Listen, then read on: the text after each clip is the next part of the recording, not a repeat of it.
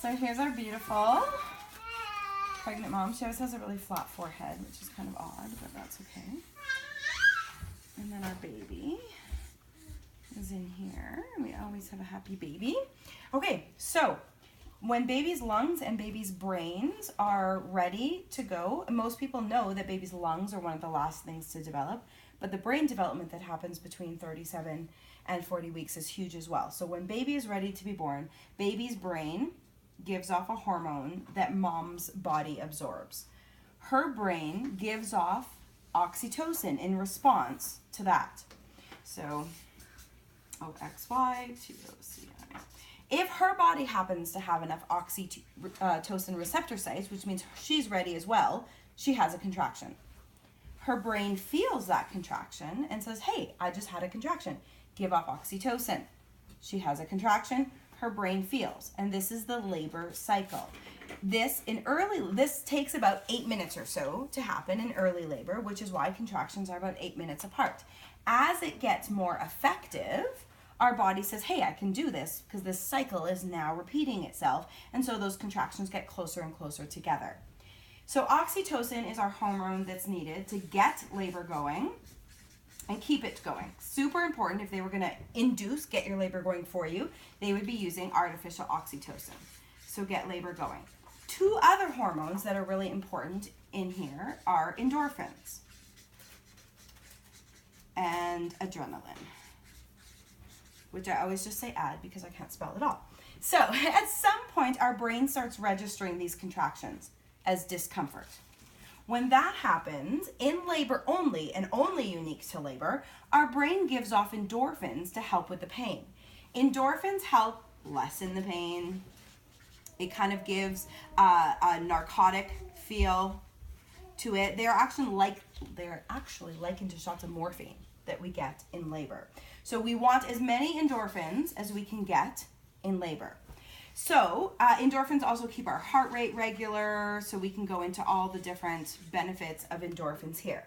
But so many people will say, hey, I heard that hormones help you in labor, and that's crap, right?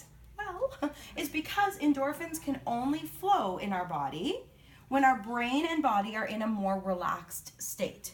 So not relaxing like on a beach, but in a more relaxed, calm state. So endorphins are kind of like a spa room. So we walk into a spa and right away we go, and we have this nice music and our heart rate settles and we feel more at calm. So adrenaline is that fight or flight response. So adrenaline actually causes more pain in labor. It causes mom's heart rate to speed up and baby's heart rate to speed up. It's kind of a stress. So where we think of endorphins kind of like a spa room, adrenaline is more like an emergency scene. You walk into that scene and what do you feel? You feel your heart rate. You feel all of this stuff happening. So if we don't consciously choose, our brain will always choose the adrenaline because it's that fight or flight response. Our brain doesn't sit there and say, is this a real threat or is this a perceived threat? It just says we are in a threatening time, so that adrenaline is going to take over. So when we are afraid, so when we have fear, our body automatically has tension. If you think of a time you're watching a TV show or something and it's all stressful and your shoulders are up to your ears and you're just like, oh my goodness, everything is just tight because I'm scared of what's happening right now. The more tension you have in your body, the more pain you have in your body. The more pain you have in your body, the more you're like, oh my gosh, that hurt even more, so now I'm even more scared.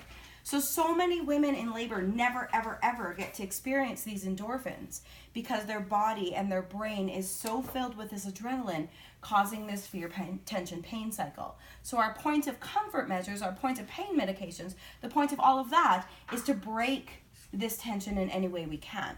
So if we, because our brain is so powerful, if we do nothing in labor but think about pain, it's like our brain has these parking spots. Now, it doesn't really have 3 parking spots. I'm just using this for a demo. But if we think of nothing but pain, this pain just kind of comes up here and says, oh, the brain is not thinking of anything, so I'm just going to sit here and park here, and that's all I can think about is pain. So what we want to do is interrupt that pain signal, let's say with something like water. So water might fill our whole brain, or we might need water in music, or we might need numerous things. But the sound of the water, the feel of the water, the automatic relaxation of the water is interrupting this signal. So now this pain is going to make its way up there, but we've kind of created these roadblocks, and then it's just going to come circle in the background because our brain is busy doing something else. So when our brain is calm, when our brain is in a more relaxed state, again, I'm relaxing like a spa because that's not realistic, but I'm consciously not tensing my body. I'm consciously not letting that fear take this labor away. I'm consciously keeping this adrenaline as low as I can.